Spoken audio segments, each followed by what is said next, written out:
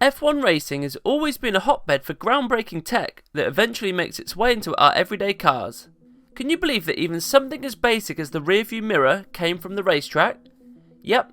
Ray Harron's Mormon Wasp sported the first bolted-on mirror in the inaugural Indianapolis 500 back in 1911. With their hefty budgets and a playground for experimentation, F1 teams lure in the brightest engineers who live and breathe performance enhancement. From cutting-edge materials to advanced energy tech, the innovations birthed in an F1 car often set the stage for the future of our road cars. So, let's take a look at some of the coolest tech transfers we've seen from the racetrack to the roads we drive every day. And before we dive into today's video, now is the perfect time to like and subscribe to the channel so that you don't miss out on other amazing F1 related content.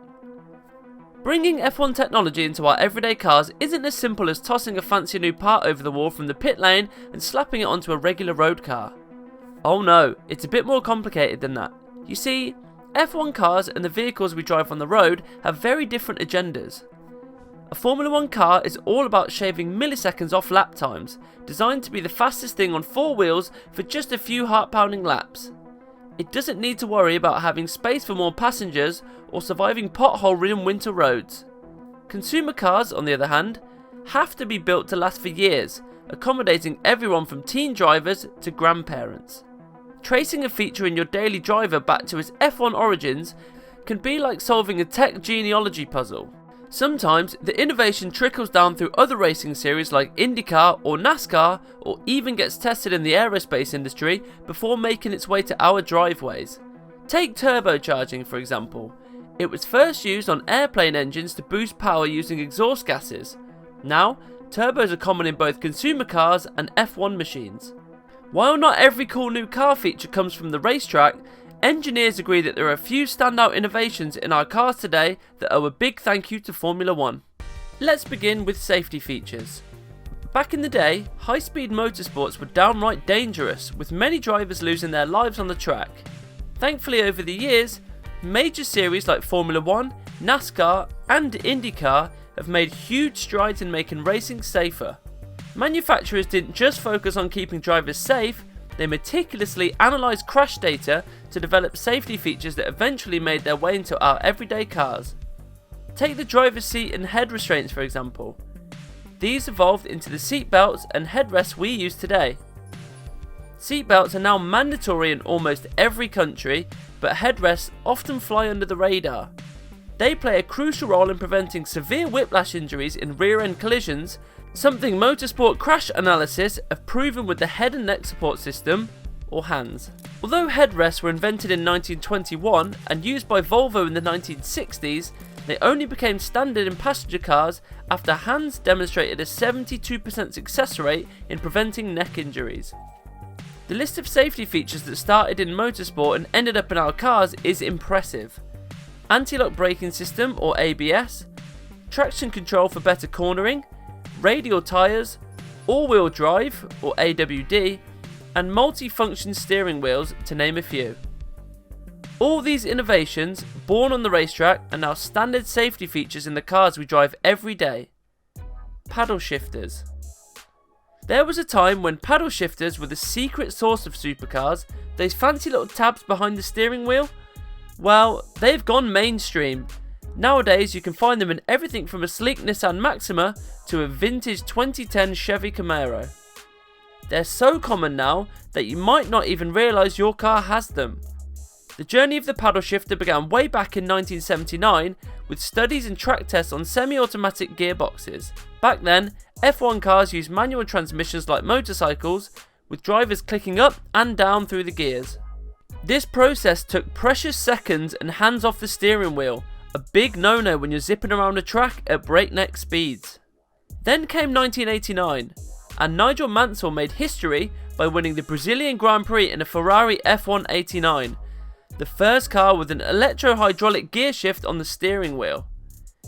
The innovation allowed drivers to keep their hands firmly on the wheel while shifting gears, saving time and boosting performance. Fast forward about 10 years and Ferrari debuted the F355 F1 Berlinetta at the 1997 Frankfurt Motor Show, the first consumer car with similar pedal shifting technology. The system not only sped up gear changes, but also seamlessly integrated with the engine, making driving more efficient and exhilarating. Initially, this cutting-edge tech was exclusive to high-end performance cars, but before long, it trickled down to the more mainstream models. Carbon fibre. Back in 1981, McLaren turned the racing world upside down when it built the driver's tub, the capsule the driver sits in, out of carbon fibre instead of metal for its MP41 race car. Carbon fibre, a combination of strong carbon threads and resin, hardens into a material that's both lightweight and strong enough to replace steel in many applications. This innovative material was also being used in the aerospace industry to make jet engine blades, but its introduction to racing was a game changer. The idea behind the carbon tub goes back to the philosophy of lightweight. In F1, the key to faster lap times is lightweight. A carbon tub offers more than just lightweight, it adds stiffness and enhances safety. The MP41's success on the track solidified McLaren's commitment to carbon fibre. They continued using it in their race cars and eventually brought it to the consumer cars with the 1995 McLaren F1. Other manufacturers quickly followed suit. Despite its many advantages, carbon fibre remains an expensive material, so car manufacturers often use it sparingly, treating it like automotive jewellery. Its sleek black weave adds a sporty yet elegant touch to console covers and door trims. Some brands use it for aerodynamic elements like rear wings, front spoilers and scoops. In high performance models, carbon fibre can be found in structural parts such as wheels and cabins. For instance, the Ferrari 296 GTB offers a carbon fibre diffuser as an option, which channels air beneath the car for improved performance. Even mainstream brands like Honda and Chevrolet use carbon fibre for rear wings and other sporty add-ons. For more affordable mass-produced cars, carbon fibre is still too costly to justify its weight-saving benefits. However, there are exceptions, such as BMW's electric SUVs, the i3 and the iX, which feature carbon fibre passenger cabins. Hybridization. Unlike paddle shifters and carbon fibre, hybrid engines, a savvy combination of an electric motor and a gasoline engine designed to maximise fuel efficiency, actually started their journey in consumer cars before zooming into the world of F1 racing. The main reason? Fuel efficiency. F1 executives realised that following the automotive industry's shift from large V8 engines to smaller hybrid powertrains would not only be a fresh engineering challenge, but also a way to stay relevant to advertisers and address environmental concerns in our climate-conscious world. F1 engineers quickly saw the potential of harnessing energy from braking and even from engine heat to use an electronic power boost later. This concept, known as KERS, or Kinetic Energy Recovery System, started in Formula 1. Imagine using stored energy not just to save gas, but to boost performance. This tech has now made its way into some of our everyday cars. Take the Mercedes AMG C63 for example. Known for its big engine and impressive performance, the 2024 version of the C63S features an engine half the size of its predecessors. By combining this smaller engine with an electric motor and a lightweight battery, the new model packs more power while sipping less fuel, a combo straight out of the F1 playbook. The advanced cooling system for the batteries in the AMG C63 is also a direct lift from Formula 1 technology. And it's not just about the hardware, the software is becoming increasingly crucial too.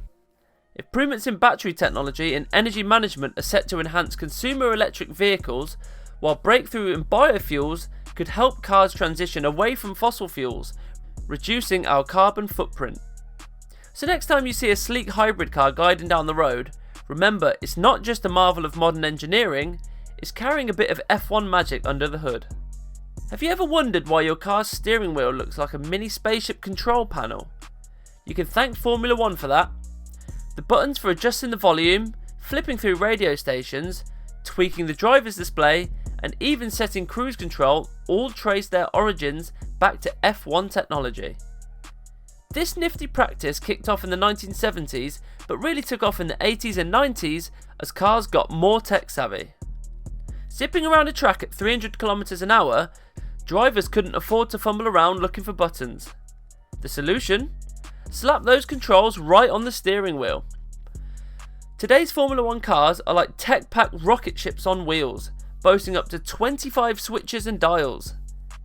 These controls handle everything from adjusting the brake bias to activating the DRS system, and let's not forget the all-important overtaking button that squeezes every last drop of power from the engine and motors. In addition to all these features, data from F1 has also had a huge impact outside of the racetrack. Race day is all about data, tons of it. McLaren's Applied Technologies (MAT) division designs high-performance computing, or HPC, systems to collect and process this data. But these sensors aren't just for the track anymore. They found their way into hospitals, where pharmaceutical companies use them to track patient recovery during drug trials and even collect real-time data from surgeons thanks to sensors placed on their elbows. Then there's the innovative use of aerofoils. Originally developed from recycling aluminium to optimize airflow around F1 cars, Williams Racing partnered with Aerofoil Systems, a startup in England, to channel cold air more efficiently in supermarket refrigerators. Instead of cold air spilling out into the aisles, it's redirected to keep the fridges cooler, leading to significant energy savings and a smaller carbon footprint. But beyond all the tech and data, motorsport teaches us invaluable lessons in adaptability, anticipation, and innovation. The drivers and their teams must think on their feet, making split-second decisions under immense pressure. These skills are not just for the track, they're incredibly valuable in everyday life too. We'd love to hear your thoughts. Which F1 innovation do you think will revolutionise our road cars next? Drop your predictions in the comment section below. That's all for today's video. Thanks for tuning in. Don't forget to hit the subscribe button and the notification bell so you can catch more amazing videos like this. See you in the next one.